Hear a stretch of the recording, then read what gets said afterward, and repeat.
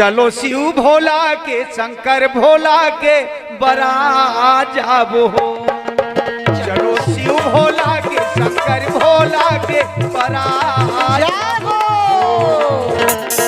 आनी बानी सजे हवा धोती और परे पहिरे ओढ़े के कोनोला नहीं है चेत। वाह भाई वाह, वो विचित्र है भूत परे पहिरे ओढ़े जानी। अरे आनी बानी सजे हवा धोती और परे पहिने ओढ़े के कोनोला नहीं है चेत। आओ कैसन कैसन हवे कैसन जी? कोनो मोटा है कोनो निचट है सुखड़ा। अच्छा, कोनो मोटा है कोनो निचट है सुखड़ा। कोनो पहिरे है कोनो दंग दंग ले उघरा। कोनो मोटा है कोनो इज्जत है सुखड़ा। कोनो पहिने है कोनो दंग दंग ले उघरा।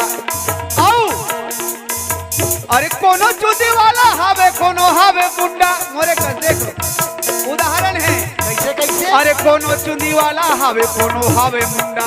अच्छा, और जेकर मुंह नहीं है ते हाथों माकस चमुंडा। कई ढंग के 18 कोरी मुंह।